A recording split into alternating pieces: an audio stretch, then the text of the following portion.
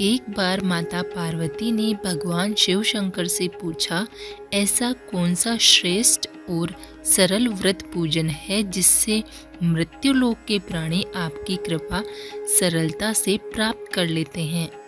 उत्तर में भगवान शिवजी ने पार्वती को एक कथा सुनाई। एक गांव में एक शिकारी रहता था। पशुओं की हत्या करके वह अपने परिवार को पालता था। उसने एक साहूकार से कर्ज ले रखा था, लेकिन उसका कर्ज समय पर न चुका सका। क्रोधवश साहूकार ने शिकारी को शिव मठ में बंदी बना लिया। संयोग से उसी दिन शिवरात्रि थी। शिकारी ध्यानमग्न होकर शिव संबंधी धार्मिक बातें सुनता रहा। चतुर्दशी को उसने शिवरात्रि की कथा भी सुनी। संध्या होते ही साहूकार ने उसे अपने पास बुलाया और कर्ज चुकाने के विषय में बात की।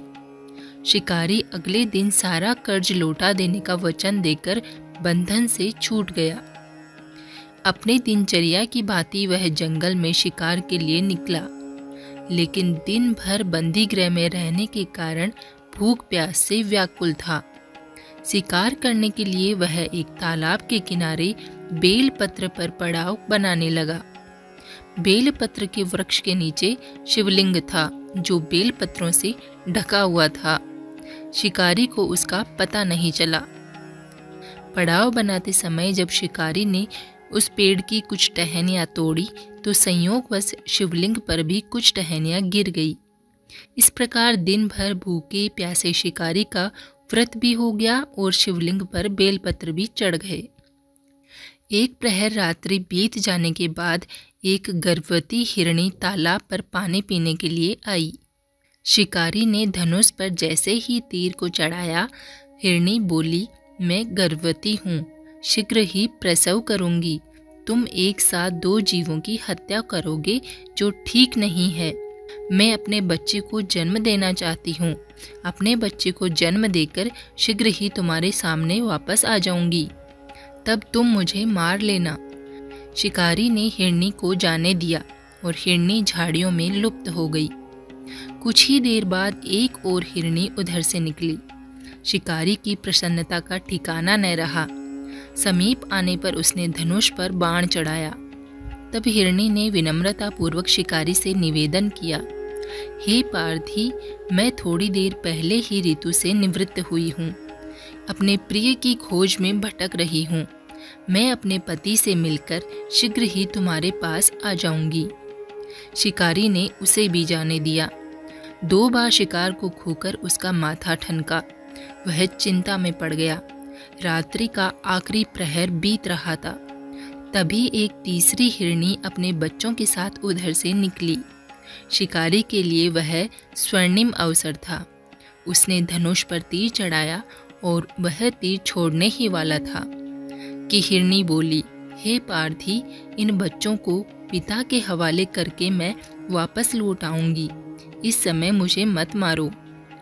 शिकारी हंसा और बोला, सामने आए शिकार को छोड़ दूं? मैं ऐसा मूर्ख नहीं हूँ। इससे पहले मैं 2 बार अपना शिकार खो चुका हूँ। मेरे बच्चे भूख प्यास से तड़प रहे होंगे। उत्तर में हिरनी ने फिर से कहा, जैसे तुम्हें अपने बच्चों की ममता सता रही है, ठीक वैसे ही मैं भी इन बच्चों की माँ हूँ। मैं थोड़ी देर के लिए जीवन दान मांग रही हूँ। हे पार्थी, मेरा विश्वास करो, मैं इन्हें इनके पिता के पास छोड़कर तुरंत वापस लौटकर आने का वादा करती हूँ। हिरनी का दीन स्वर सुनकर शिकारी को उस पर दया आ गई। उसने उस हिरनी को जाने दिया। शिकार के अभाव में बेलपत्र पर बैठा शिकारी बेलपत्र तोड़ तोड़कर नीचे फेंकता जा रहा था। कुछ ही देर बाद एक हष्ट पुष्ट हिरण उसी रास्ते पर आया। शिकारी ने सोचा कि इसका शिकार तो मैं अवश्य करूंगा।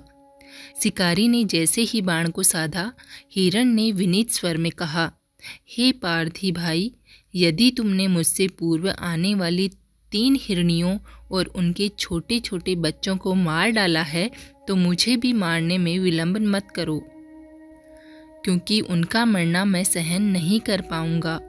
मैं उन तीनों हिरनियों का पति हूँ। यदि तुमने उन्हें जीवन दान दिया है तो मुझे भी कुछ क्षण जीवन दान देने की कृपा करो। मैं उनसे मिलकर तुम्हारे सामने उपस्थित हो जाऊंगा। हिरण की बात सुनते ही शिकारी के सामने पूरी रात का घटनाक्रम घूमने लगा। उसने सारी कथा हिरण को सुनाई। जब हिरण ने कहा, मेरी तीनों पत्नियां जिस प्रकार प्रतिज्ञाबद्ध होकर गई हैं, अगर तुम मुझे मारते हो तो वो अपने धर्म का पालन नहीं कर पाएंगी। इसलिए जैसे तुमने उन्हें विश्वास पात्र मानकर छोड़ा है, वैसे ही मुझे भी जाने दो। मैं उन सब के साथ तुम्हारे सामने शीघ्र ही उपस्थित होता हूँ। शिकारी पूरे दिन भर और रात भर भूखा प्यासा रहा। रात्रि जागरण और शिवलिंग पर बेलपत्र चढ़ाने से शिकारी का हृदय निर्मल हो गया था। धनुष और बाण उसके हाथ से छूट गए थे। भगवान शिव की अनुकंपा से उसका हिंसक हृदय कारुणिक भावों से भर गया। वह अपने अतीत के कर्मों को याद करके पश्चाताप की ज्वाला में जलने लगा। थोड़ी ही देर बाद हिरण का पूरा परिवार शिकारी के सामने उपस्थित हो गया ताकि वह उनका शिकार कर सके। किंतु जंगली पशुओं की ऐसी सत्यता, सात्विकता और सामूहिक प्रेम भावना देखकर शिकारी को बड़ी ग्लानि हुई। उसके नेत्रों से आंसुओं की झड़ी लग गई।